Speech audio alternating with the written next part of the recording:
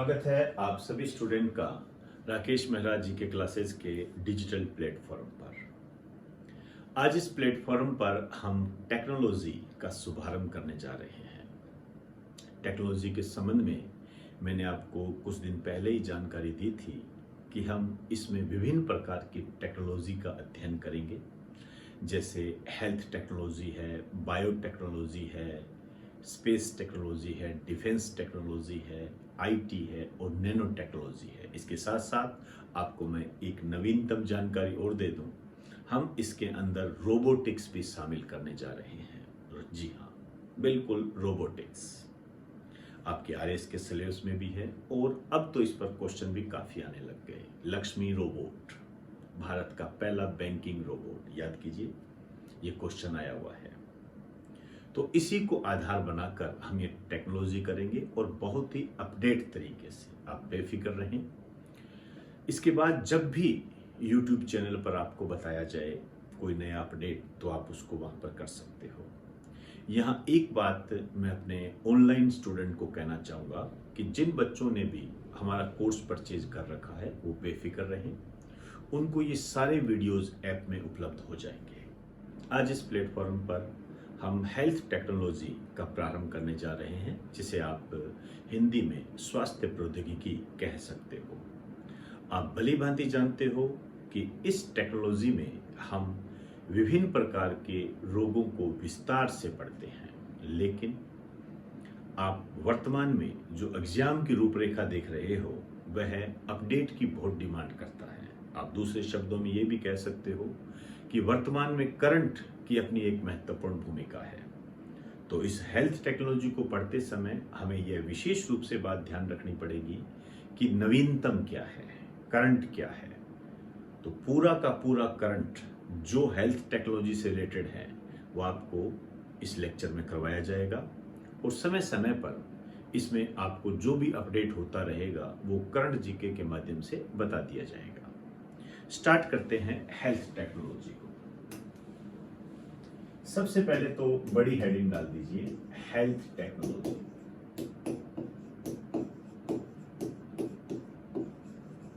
आप हिंदी में इसको कह सकते हो स्वास्थ्य प्रौद्योगिकी। विभिन्न प्रकार के रोगों के बारे में पढ़ेंगे तो हमें शुरुआत भी इसी से ही करनी होगी। हेडिंग डाल दीजिए रोग। इसको इंग्लिश में कहते हैं डिजीज। देखिए, नाम में ही इसका अर्थ छिपा हुआ है, दिस इजी। डिस का मतलब आप भली भांति जानते हो कि इंग्लिश में नेगेटिव के लिए होता है, नकारात्मक, नहीं के लिए होता है। और जो इजी है इसका मतलब होता है आसान, सरल या सहज। कहने का मतलब है कि जो सहज नहीं है वह रोगी है, आप कह सकते हो इसे। एक लाइन लिख दीजिए, जो सहज नहीं है वह रोगी है। जो सहज नहीं है वह रोगी है। आप ये भी कह सकते हो अच्छा नहीं होने का मनोभाव।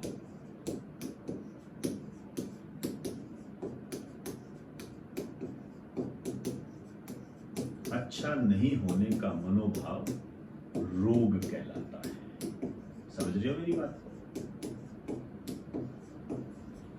अच्छा नहीं होने का मनोभाव रोग कहलाता है। अब कुछ शब्दावली है मेरे पास, उनको हम साथ लेके चलेंगे। जैसे एक शब्द है पैथोलॉजी। अच्छे क्वेश्चन बनते हैं। रोग के लक्षणों का अध्ययन, ये पैथोलॉजी कहलाता है। रोग के लक्षणों का अध्ययन आप कह सकते हो स्टडी ऑफ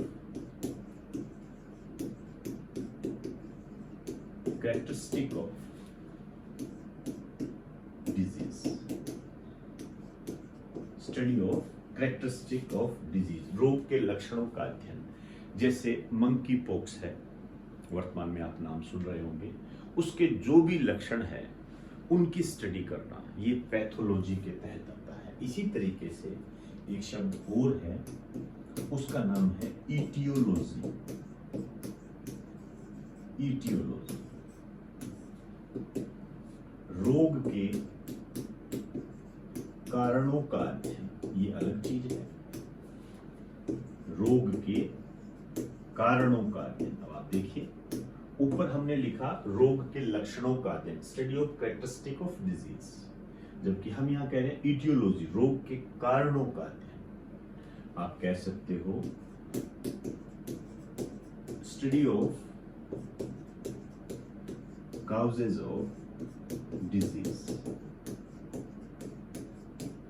कारण, मंकी पॉक्स के जो लक्षण है उनका अध्ययन तो पैथोलॉजी, जबकि वो मंकी पॉक्स किसके कारण हुआ है उसकी स्टडी करना इटियोलॉजी कहलाता है। तो एक बार आप इसे नोट करो।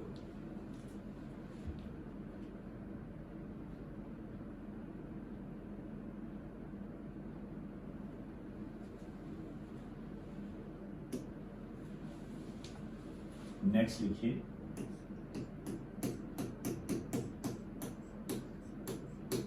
एपिडेमियोलॉजी।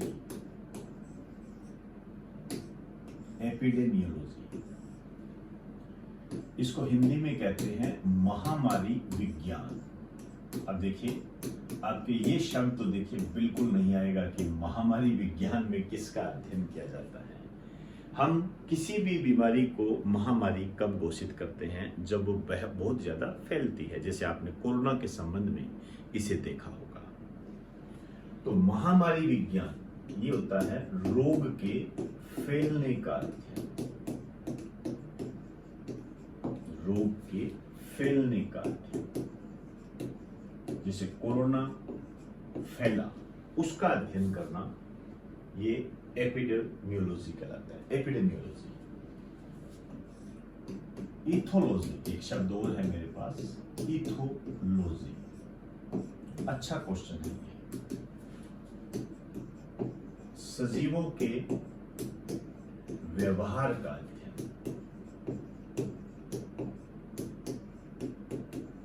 सजीवों के व्यवहार का अध्ययन। आप कह सकते हो study of behaviour of livings.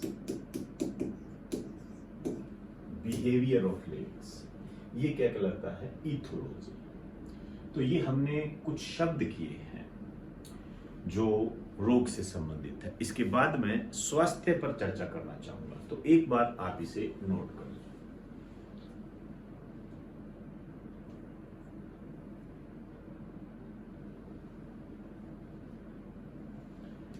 रोग के फैलने का अध्ययन है, मतलब स्प्रेड होना, आगे से आगे फैलना।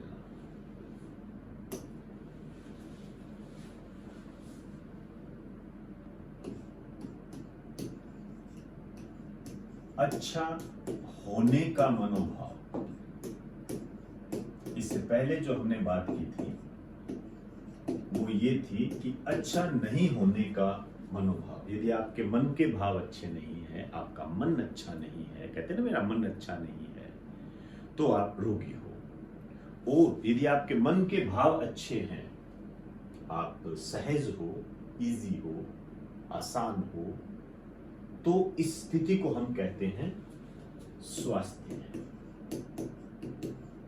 ये स्वास्थ्य कहलाता है। इसे आप कह सकते हो हेल्थ।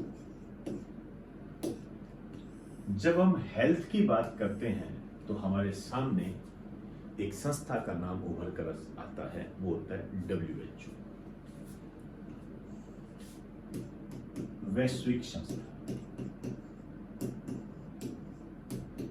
हेल्थ से संबंधित वैश्विक संस्था, आप कह सकते हो global institution.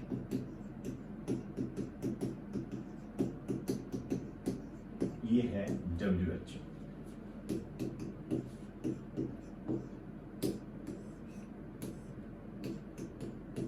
World health organisation.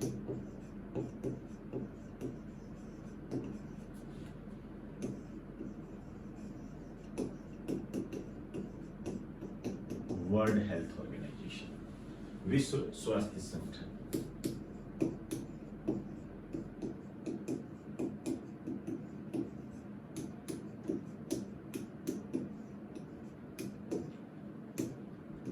ये जो विश्व स्वास्थ्य संगठन है, इसकी जो स्थापना हुई थी, इस्टेब्लिश या फॉर्मेशन भी आप इसको कह सकते हो,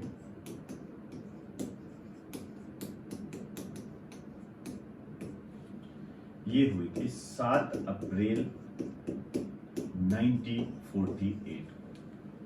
इसी कारण से ये जो 7 अप्रैल है, इसको मनाया जाता है विश्व स्वास्थ्य दिवस।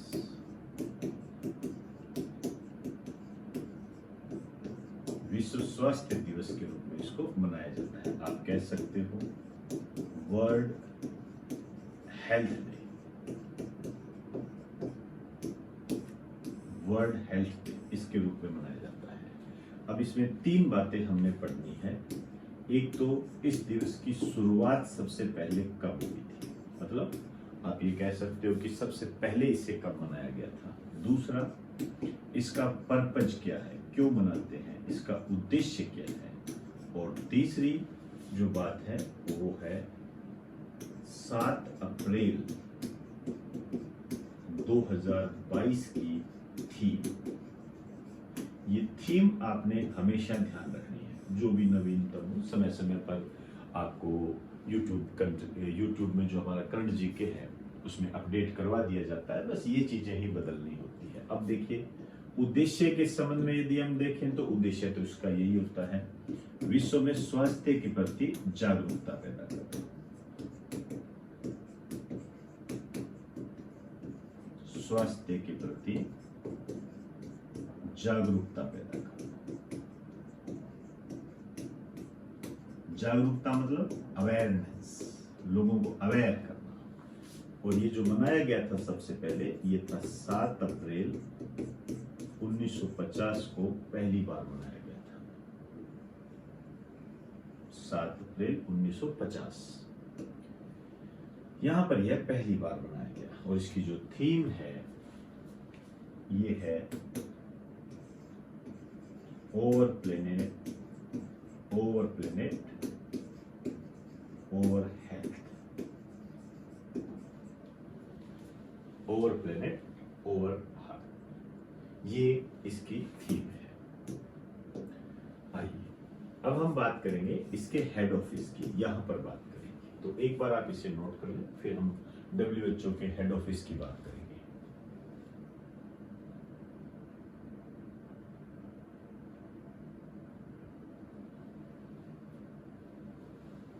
आप यहां पर लिखिए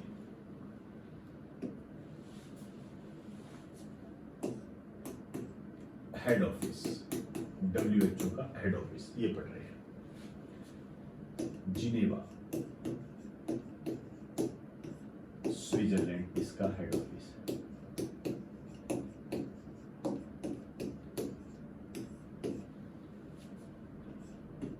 इसके जो महानिदेशक है, आप हेड भी कह सकते हो, डायरेक्टर जनरल।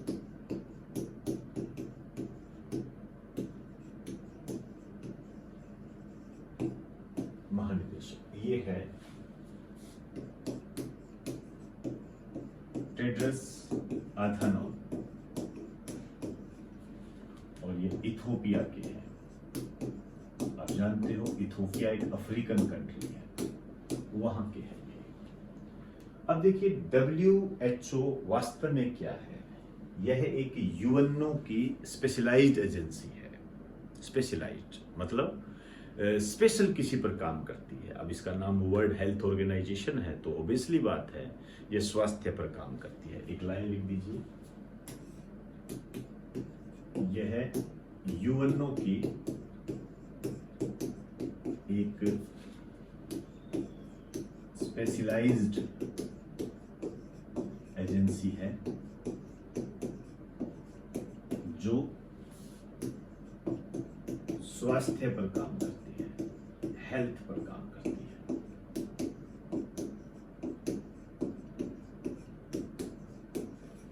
क्लियर?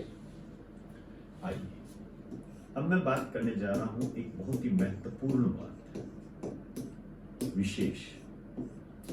कर्ण जीके के माध्यम से मैंने आपको ये बताया भी था कि भारत सरकार और WHO आपस में मिलकर एक ग्लोबल सेंटर बना रही है जो मुख्य रूप से आयुर्वेद पर आधारित है। पारंपरिक चिकित्सा का वैश्विक केंद्र स्थापित कर रही है भारत सरकार WHO के साथ मिलकर। आइए बात करते हैं। भारत सरकार व WHO आपस में मिलकर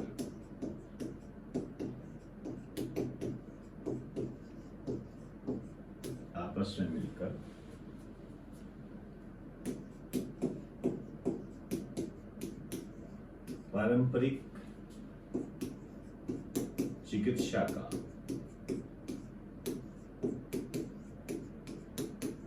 वैश्विक केंद्र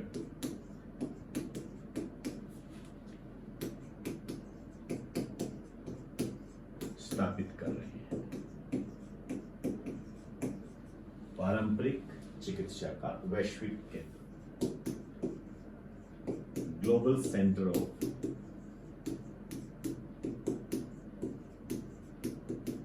ट्रेडिशनल मेडिसिन।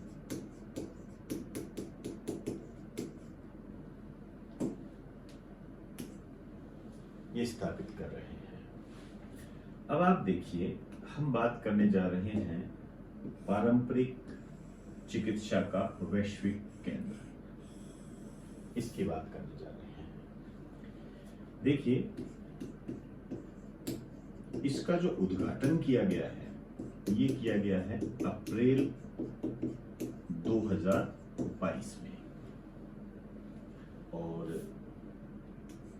ये जो उद्घाटन है ये किया गया स्थान है जामनगर, गुजरात में। ये बहुत ही महत्वपूर्ण लाइन है, जामनगर गुजरात में। ये उद्घाटन जो किया गया है,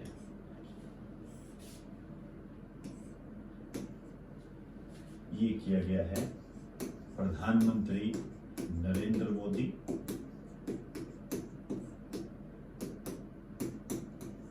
टेड्रस अधानोम, जो कि WHO के महानिदेशक हैं, और एक है परविंद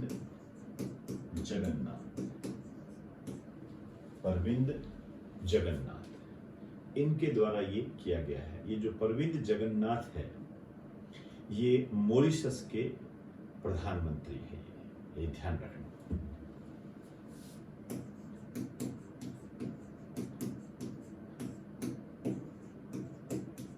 मॉरिशस के पीएम है, इन्होंने इसका उद्घाटन किया है।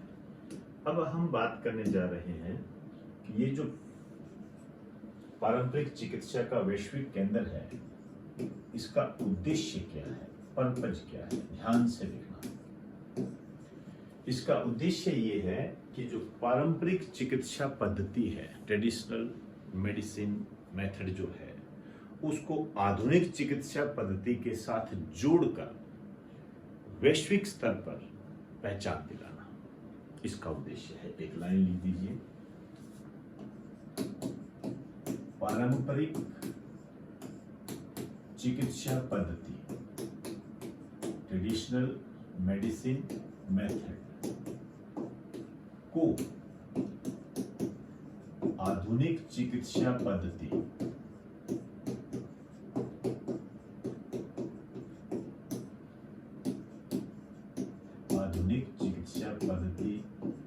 से जोड़कर इसे वैश्विक स्तर पर, ग्लोबल लेवल पर, मैं साथ साथ इंग्लिश इस्तेमाल कर रहा हूं, ध्यान रहे, वैश्विक स्तर पर पहचान दिलाना। ये इसका उद्देश्य है, मतलब पारंपरिक चिकित्सा पद्धति। लेकिन ये पारंपरिक चिकित्सा पद्धति में भी कौन सी? पारंपरिक चिकित्सा पद्धति में है आयुर्वेद। आयुर्वेद को आधुनिक चिकित्सा पद्धति, मॉडर्न मेडिसिन मेथड, इसके साथ जोड़कर इसको ग्लोबल लेवल पर, वैश्विक स्तर पर इसे पहचान दिलाना, मान्यता दिलाना इसका उद्देश्य है। अब तक 40% जो नेचुरल प्रोडक्ट है वो स्वीकृत है पूरे वर्ल्ड के अंदर। एक लाइन लिख सकते हो आप, यहां पर लिख दीजिए स्टार डालकर, विश्व में अब तक 40% नेचुरल प्रोडक्ट स्वीकृत है। 40% नेचुरल प्रोडक्ट स्वीकृत है, ये ध्यान रखिए। तो WHO और भारत सरकार के द्वारा एक पारंपरिक चिकित्सा का वैश्विक केंद्र स्थापित किया जा रहा है जामनगर, गुजरात में। ये इंपॉर्टेंट है, बहुत ज्यादा हो सकता है क्वेश्चन तो आ भी चुका होगा, तो ध्यान रखेंगे। जामनगर गुजरात में है। उद्देश्य क्या है? पारंपरिक चिकित्सा पद्धति जैसे आयुर्वेद है, आयुर्वेद को जो मॉडर्न मेडिसिन मेथड है, आधुनिक चिकित्सा पद्धति है, उसके साथ जोड़कर इसे फिर ग्लोबल लेवल पर, वैश्विक स्तर पर इसको पहचान दिलाने से संबंधित है। ये बहुत बड़ी बात है भारत के लिए कि भारत WHO के साथ मिलकर ये कर रहा है, और करना भी जरूरी है, क्योंकि इसे तभी हम वैश्विक स्तर पर एक पहचान दिला सकते हैं। आप समझते हो इन बातों को कि यदि हमने आयुर्वेद को पूरे वर्ल्ड लेवल पर, वैश्विक स्तर पर फैला दिया, तो सोचिए भारत आयुर्वेद की जननी के रूप में जाना जाता है।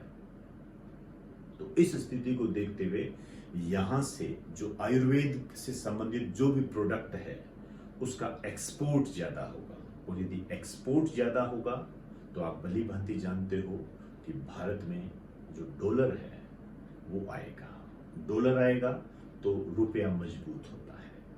क्लियर हुई सारी बात? तो एक बार आप इसे नोट कर लें।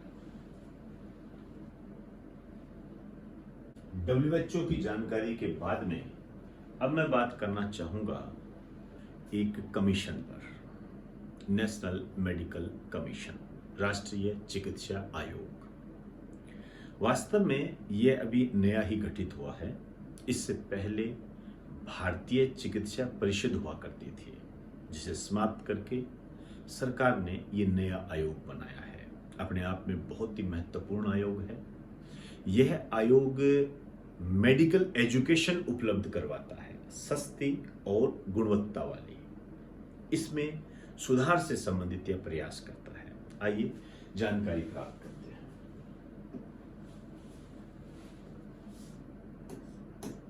संबंधित आयोग, कमीशन बोलते हैं इसको। राष्ट्रीय चिकित्सा आयोग,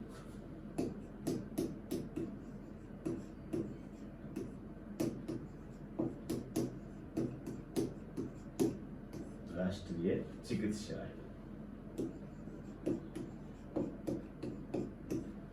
नेशनल मेडिकल कमीशन।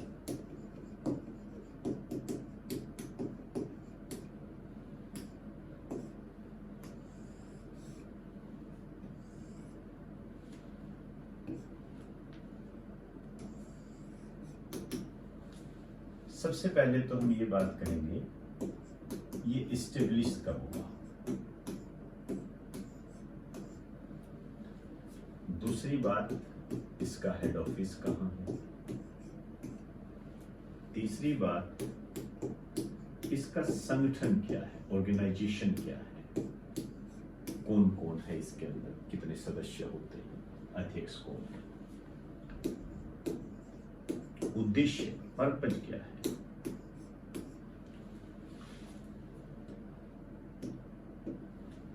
इसकी जो स्थापना हुई थी ये हुई थी 25 सितंबर 2020 को। और ये हुई थी NMC एक्ट 2019 के तहत, नेशनल मेडिकल कमीशन एक्ट 2019 के तहत। इसका मतलब यह संवैधानिक संस्था नहीं है, इतना तो आप समझ गए होंगे। और भारतीय चिकित्सा परिषद के स्थान पर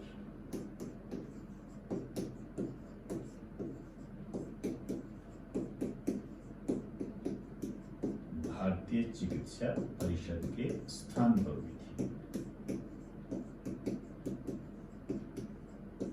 इंडियन मेडिकल काउंसिल आप इसको कह सकते हो, इसके स्थान पर हुई थी।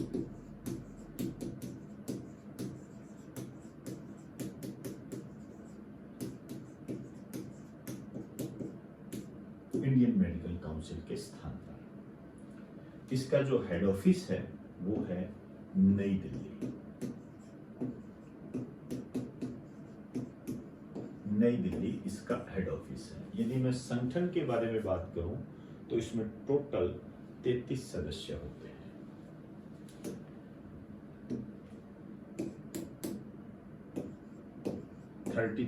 सदस्य होते हैं इसके अंदर। ये जो 33 सदस्य हैं, इनकी जो नियुक्ति है, अपॉइंट, ये करती है केंद्र सरकार। सेंट्रल गवर्नमेंट इनकी नियुक्ति करती है। एक विशेष प्रकार की कमेटी गठित की जाती है, उस कमेटी की सिफारिश के आधार पर, लिख दीजिए, विशेष समिति की सिफारिश पर।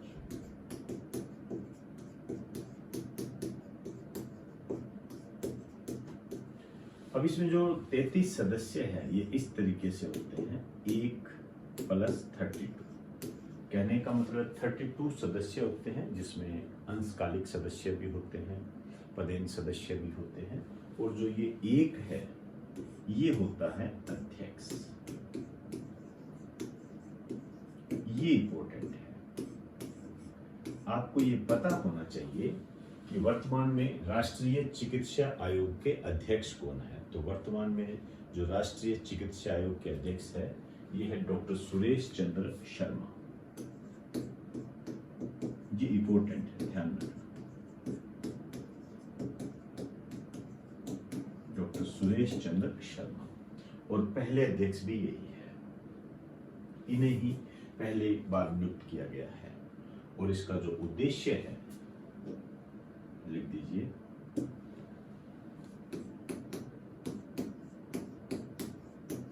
गुणवत्ता युक्त, मतलब क्वालिटी युक्त, विद क्वालिटी, व सस्ती, सस्ती मतलब चीप, मेडिकल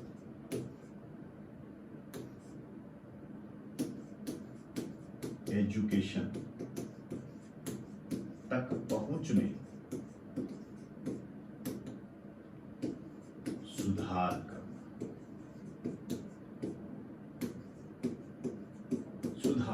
मतलब क्वालिटी युक्त और जो सस्ती है मेडिकल एजुकेशन तक लोगों की पहुंच को आसान बनाना, उसमें सुधार करना, ये इसका उद्देश्य है।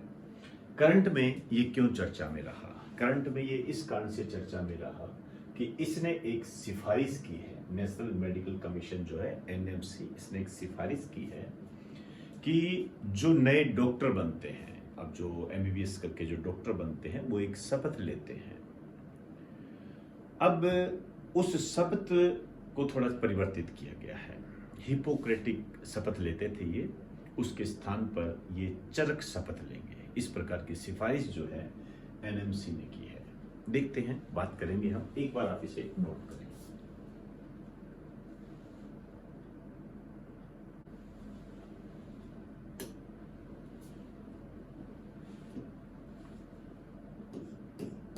NMC की सिफारिश,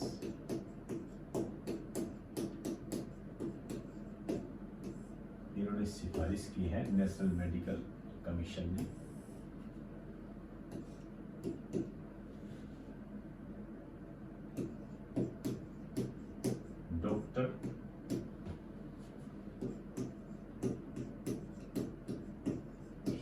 हिपोक्रेटिक शपथ, शपथ को ओथ बोलते हैं। हिपोक्रेटिक शपथ क्या, हिपोक्रेटिक क्या है? हिपोक्रेटिक, ये जो नाम आया है ये हिपोक्रेटस से आया है। हिपोक्रेटस क्या है? एक यूनानी डॉक्टर है, ये उनसे ये शपथ प्रेरित है। आप ब्रैकेट में लिख दीजिए, यूनानी डॉक्टर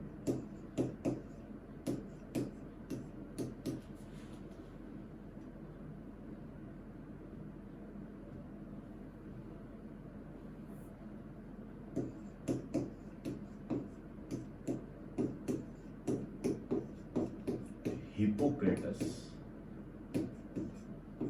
से प्रेरित।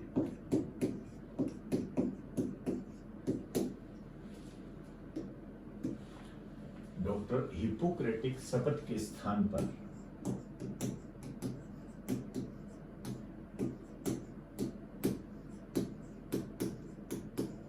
महर्षि चरक शपथ ले, महर्षि चरक शपथ ले। तो चरक शपथ लेने का ये प्रावधान किया है। और हिपोक्रेटिक शपथ यूनानी डॉक्टर हिपोक्रेटस से प्रेरित है। ध्यान रहे, यहाँ पे जो क्वेश्चन बनता है वो इस तरीके से बनता है, आपसे कहेगा हिपोक्रेटस का संबंध किस क्षेत्र से है, ऐसे बनेगा। और ये चरक के बारे में आपको पूरी जानकारी होनी चाहिए। ये जो महर्षि चरक शपथ है ये वास्तव में क्या है? ये चरक संहिता से ली गई शपथ है। ये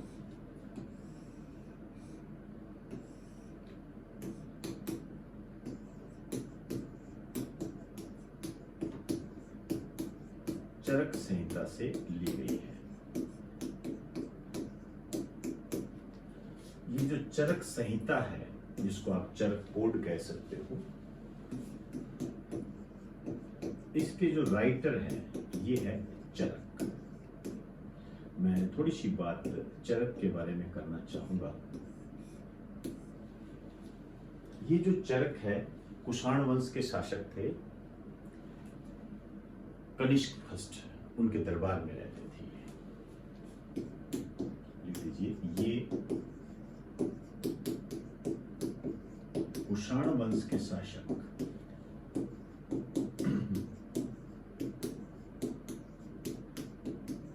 कनिष्क फर्स्ट के दरबार में रहते थे।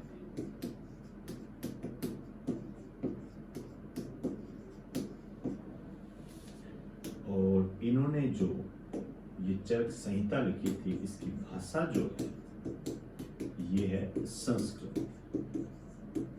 संस्कृत भाषा है। इस टाइप के क्वेश्चन काफी बनते हैं, आप भली भांति जानते हो।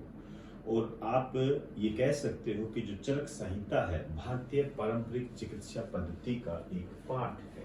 इसमें लिखो, ये है भारतीय पारंपरिक चिकित्सा पद्धति का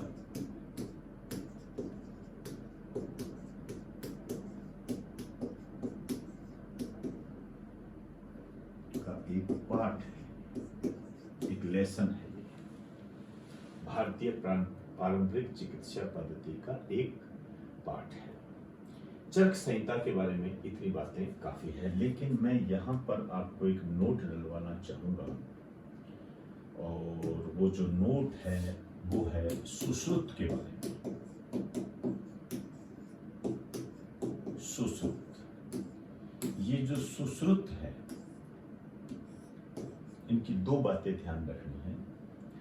एक तो इन्हें कहा जाता है शल्य चिकित्सा का जनक, फादर ऑफ सर्जरी मेडिकल इनको कहा जाता है। दूसरा, इन्होंने एक प्रमुख ग्रंथ लिखा, उसका नाम है सुश्रुत संहिता, नाम लिखा है।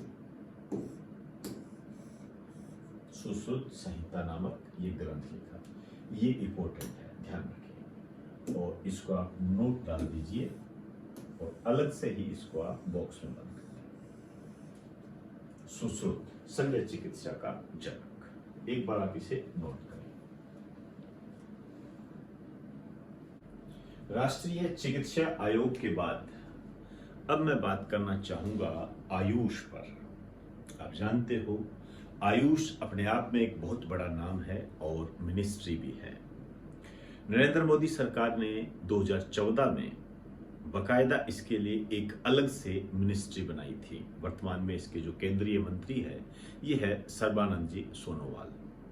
आइए जानने का प्रयास करते हैं कि इस पर कैसे क्वेश्चन बनेंगे। नए पैराग्राफ से लिखिए संबंधित मंत्रालय, मिनिस्ट्री। ये है आयुष मिनिस्ट्री, आयुष मिनिस्ट्री।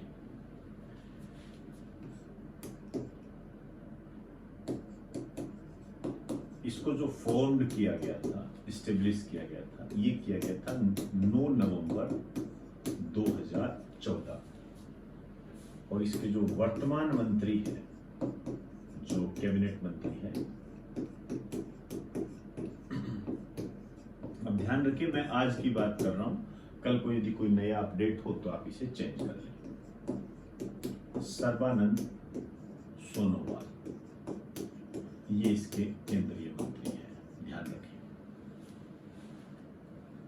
अब मैं बात करना चाहूंगा आयुष पर। अपने आप में बहुत ही महत्वपूर्ण शब्द है ये, और इसके पूरे नाम को कई एग्जाम में पूछा भी गया है। मैं इसको थोड़ा सा विस्तार देके बताना चाहूंगा। जैसे ए, इसमें जो ए शब्द है इसका मतलब है आयुर्वेदा। आयुर्वेदा, ये जो आयुर्वेदा है इसके जनक है भगवान धन्वंतरी। ये ध्यान रखिए आप। इसी तरीके से जो वाई है इसका मतलब निकलता है योगा नेचुरोपैथी। योगा नेचुरोपैथी, ये जो योगा नेचुरोपैथी है, इस संबंध में यदि मैं आपसे भगवान शिव के बारे में बात करूं तो कोई अतिशयोक्ति नहीं होगी। आपको कई जगह पढ़ने को मिल जाएगा कि भारत में योगा के जो जनक है या योग के जो जनक है भगवान शिव को माना जाता है। लेकिन यहाँ आपके एग्जाम की दृष्टि से आपको ये ध्यान रखना है कि यहाँ पर जो योगा के जो जनक है ये है पतंजलि। पतंजलि के बारे में 2 क्वेश्चन खूब आते हैं। एक तो ये कि ये योग दर्शन के प्रणेता है, मतलब योग दर्शन दिया था इन्होंने। दूसरा, इनकी एक प्रमुख रचना है, उसका नाम है योग सूत्र। ये दोनों अच्छे क्वेश्चन हैं, योग सूत्र और योग दर्शन के प्रणेता। इनके बारे में आप एक बात और भी कह सकते हो कि भारत में जो योग की शुरुआत का श्रेय दिया जाता है वो इन्हें ही दिया जाता है। लिख दीजिए, भारत में योग की शुरुआत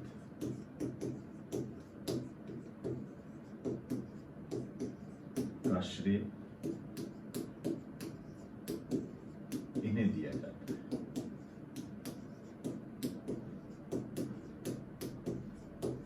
योग के संबंध में कई नई बातें हमारे सामने है, लेकिन हम उसकी बात बाद में करेंगे।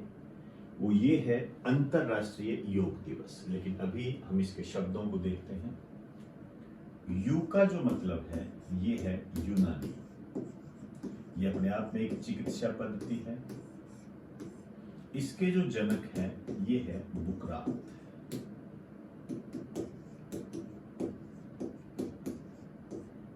बुकरात को चिकित्सा का पूर्वज कहा जाता है। अच्छा क्वेश्चन है।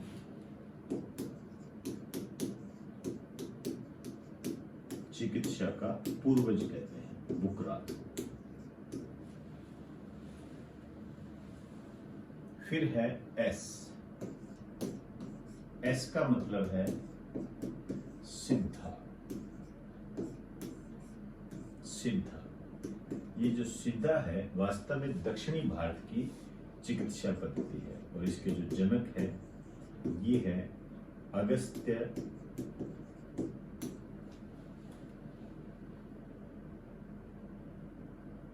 ऋषि। ये इसके जनक है, अगस्त्य ऋषि इसके जनक है। आप कह सकते हो दक्षिणी भारत की चिकित्सा पद्धति है।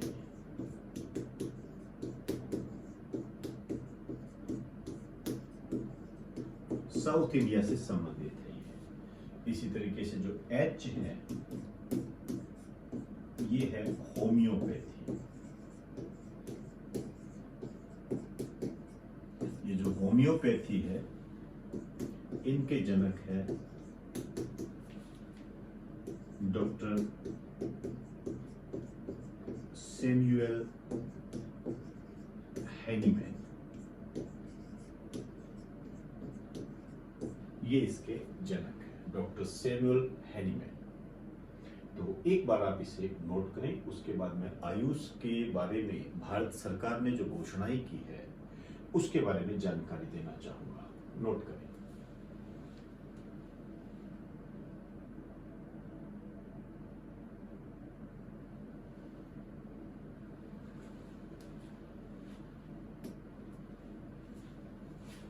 हेडिंग डाल दीजिए, आयुष के संबंध में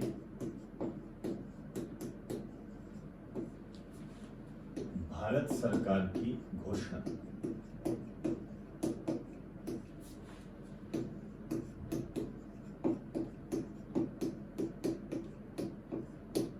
नवीनतम घोषणाएं है जिसमें से एक तो ये है कि आयुष वीजा दिया जाएगा।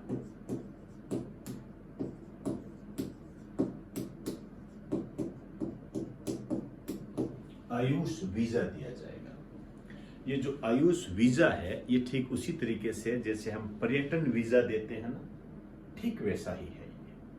तो आयुष वीजा दिया जाएगा ताकि जो अन्य देशों के जो लोग हैं जो पारंपरिक चिकित्सा पद्धति के माध्यम से यदि भारत में इलाज करवाना चाहते हैं तो वो इलाज करवा सके, उसके लिए वो आ सके, तो स्पेशली उनको ये वीजा दिया गया है। इसके अलावा एक घोषणा और की है, वो ये है कि आयुष निर्यात संवर्धन परिषद का गठन। आयुष निर्यात संवर्धन परिषद का गठन किया जाएगा। आप कह सकते हो आयुष एक्सपोर्ट प्रमोशन काउंसिल, इसका गठन किया जाएगा। इसका जो उद्देश्य है, जो पर्पज है, वो ये है कि जो आयुष के जो प्रोडक्ट है उनके निर्यात को प्रोत्साहित करना। लिख दीजिए, आयुष प्रोडक्ट्स के निर्यात को, एक्सपोर्ट को प्रोत्साहित करना।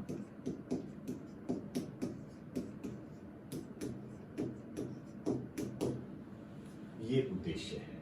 अब ये जो आयुष प्रोडक्ट है ये क्या है?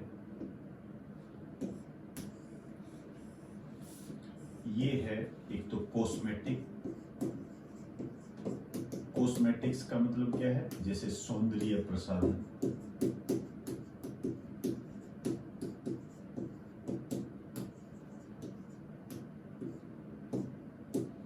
शरीर को सुंदर बनाए रखने के जो साधन होते हैं। इसके अलावा मेडिसिन, औषधियां, इसके अलावा जो सप्लीमेंट होते हैं, जो शरीर को ताकत देते हैं, उनके निर्यात को प्रोत्साहित करने से संबंधित है। तो एक बार आप इसे नोट कर लें।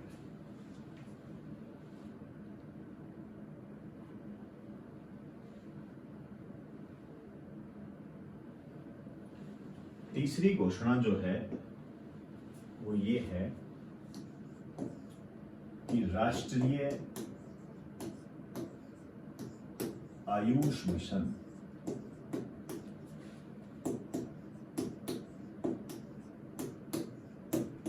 को वर्ष 2026 तक बढ़ा दिया गया है।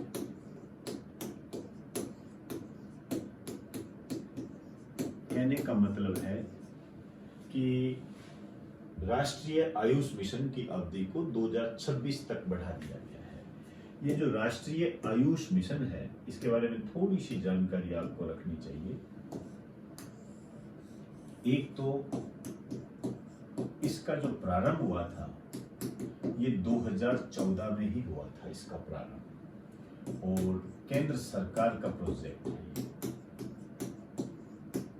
केंद्र सरकार का मिशन है ओवरऑल। उद्देश्य क्या है, नाम से ही पता लग रहा है, आयुष को बढ़ावा देना।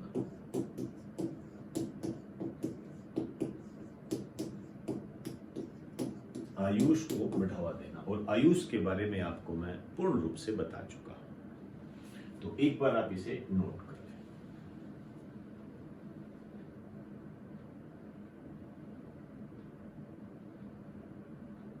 तो दोस्तों, आज हमने हेल्थ टेक्नोलॉजी के एक महत्वपूर्ण पार्ट को कवर किया है।